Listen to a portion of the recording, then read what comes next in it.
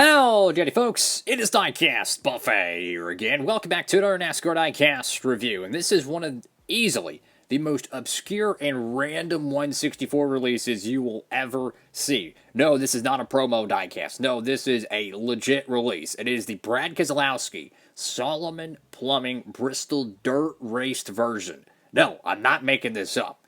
This was a unique paint scheme that was run at the Bristol Dirt Race on Easter, and this paint scheme is a dirt raced version. Now, it's really cool they got this car made as a raced version, but it is a unique paint scheme. So the only way you could officially get this is in the dirt version. So without further ado, let's go ahead and check it out. Alrighty, folks, we're right out of the good old box. And of course, pick this one up from our friends over there at Circle B Diecast. You could save on shipping with the promo code down below. Feel free to check that out, fellas. Let's go ahead and dive into this review. So right off the bat, you can clearly see the dirt kind of grime across the nose here. Remember, it was a very muddy, kind of a soggy, groggy Bristol dirt race, which, hey man, I'm all for NASCAR mud racing.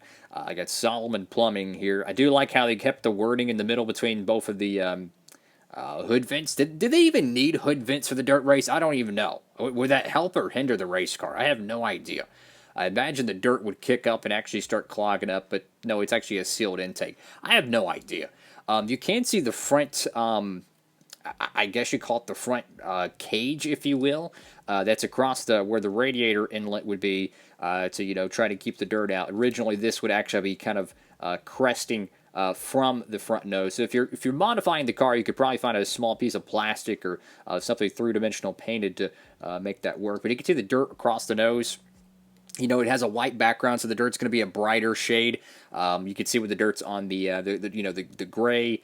It looks a lot more real, but on this it kind of looks yellow-ish. But that's because it's dirt, right? It's very thin. And then you have the white background. Got the number 6 right there. You got your little markings for your splitter and whatnot. Which I don't even think they had a splitter for this race, or at least it was definitely modified. I could be completely mistaken here, but that Dirt Bristol race was so much fun. Crazy, classic finish. It was Kyle Busch's final win for Joe Gibbs Racing and the final win for M&M's in NASCAR. And it's crazy to think that if Tyler Reddick and Chase Briscoe didn't do the Watusi on the final lap, Kyle Busch's last win at Joe Gibbs Racing, I believe, would have been Kansas or Pocono of 21. I think it was Pocono, yeah, Pocono 21. I think that'd be his last win, which would have been asinine if you would have told me in 21 that would be his final win for Gibbs. But no, he lucked out. Sometimes it's better to be lucky than good. But you go to the left side of the car. It does have that chrome number, which is so beautiful. Got the Solomon Plumbing. Definitely the Roush Fenway green style pattern, which looks really, really cool. Kohler generators, whatever that is. Got Brad Keselowski, Fastenal Kohler generators. Again, this is, it's a very rugged event. The dirt, the sliding around and beating and banging with the heat races. Of course, you're going to have some bent fenders, which is nice. Goodyear, Mac Tools, Sibians. Got the dirt on the side skirts there. Obviously, nothing on the wheels. You'll have to custom do that yourself. They do have the metallic wheels, which I got to be honest with you, looks really weird because everything on the car kind of has a satin sheen to it because of the dirt effect, and it's supposed to look like a raced version dirty car. And then you have like showroom quality wheels, so there's something a little bit goofy there. Small chip on the spoiler, let's just call it race wear. Solomon Plumbing, I got the number 6 right there. RFK, I like the little pinstripe in the back. You go to the right side of the car. Now this is where this is where it kind of I don't know. This is when I don't like raced versions, and I love race versions. I love detail on diecast like this. But this is one of the few paint schemes that is an exclusive paint scheme that you cannot get a clean version of this unless you build it yourself. That's a great angle for the race car, by the way. So my point is if you wanted to use this diecast in your stop motion or you wanted a clean version of it, you're completely out of luck because every official copy is going to have this, this marking right here, which it looks really good. Like, it looks fantastic. But I would have loved to see them do what they did with the Kyle Larson 2021 Coca-Cola 600 raced win paint scheme, where they made the raced version and they also made the clean version for both collectors. I don't know why, but this car is like really sticky. I I have no idea. I don't know why, but like the clear coat is really sticky. That's weird. I got the number 6 right there on the roof. It's different from the side panels because you have the chrome on the sides, and you have. I still don't understand why teams do this. They put double logos on the roof. I think it looks so tacky. Just do what they did there.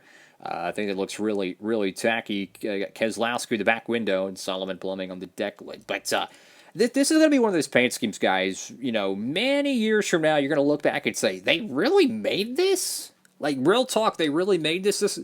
I would put this in the same ballpark as the Where's Waldo FRM paint scheme from, I think, 2011 or 2012. It's like one of those race cars you're going to go back in your collection many, many years from now and say, they actually made this. And what's even funnier is that not only did they make this one, they made the race-winning one, which, if you haven't got that one, you better do so, because it's going to dry up big time. Good luck finding a 124 race version Kyle Busch Bristol win. But look at this. They also made the Chase Elliott version of this. They also made the Napa Auto Parts win from last year. And to add even more parody, and I guess you could say just irony to it, they did not make the Joey Logano raced win Ford Mustang, the first ever Bristol dirt race, the first ever dirt race in the Cup Series since I think 1970 or 1972, and they didn't even make a raced version 164 for it, which in my opinion is one of Joey Logano's biggest wins of his career, I might add. Regardless of what you think about the driver, it deserved to get made in 164. It didn't. But they make two just normal raced versions for it, but they can't make the Joe Logano inaugural race win. I can't make this stuff up, guys. So I think that's really weird. This was probably a case, though, that Kelly Blue Book wanted it made, and anything Chase Elliott gets made, and unless they win at Pocono, which is really stupid that they didn't make a 164 at least for that, because I would have bought it. But this was probably a sponsor saying, you know, it's our first time sponsoring the sport, or a long time since, and hey, we survived Bristol Dirt, let's get a raced version of it, so to speak.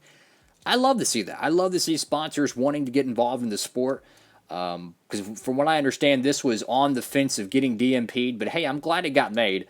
I still don't know why. There's like some type of residue. I don't think it's these little spots here. I don't think that's like Coca-Cola or something. I think that's actually decaled in. It's supposed to be like that, but it just feels sticky on the nose. I don't know.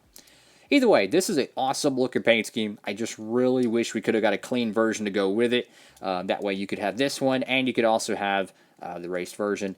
And, you know, the unfortunate reality with these Gold Series cars now is that we no longer have the guaranteed backup known as the NASCAR Authentics line. Because imagine this. If they make a Authentics DMP wave, whether it has raced wins, DMP normal paint schemes, or Darlington throwbacks, whatever it may be, there's a chance now it's going to have botched decals, which are the blurry ones.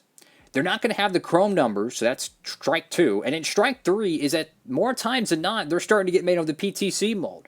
So in years past, if a car like Matt DiBenedetto's 2021 Darlington throwback didn't get made in the Gold Series, I was almost surefire bet it's going to get made in the Authentics line. It actually did. It was, you know, it was deer in headlights obvious. So my point is that moving forward, if it doesn't get made in the Gold Series, we no longer can just sit there and say, oh, the Authentics line is going to save it, because more likely than not, it's probably not going to get made on something like this, the EL mold. It'll get made on the PTC mold with botched decals. So I think the recurring trend of the current diecast era right now is you can no longer rely on the Authentics line, because I would think there's a chance that they could make the clean version of this, to be honest with you. They've done that in the past, where they'll make slightly altered versions of it. We saw that with Chase Elliott's 2019 or 2018 Hooters Give a Hoot paint scheme. They made the playoff version and the clean version. The Authentics and the Gold Series editions varied. But with the Authentics line being as bad as it is nowadays, that option is no longer there. So it's, for me, it's Gold Series or bust. I've given up on the Authentics line, like a lot of other people I know have as well. So yeah, that's the unfortunate reality of it. But I would recommend getting this car in the Gold Series if you're a Brad K fan. It would look really cool with the Chris Buescher raced wins and even the Brad K dual win. So that's all for now. Make sure to like, comment, and subscribe. Diecast Buffet signing off.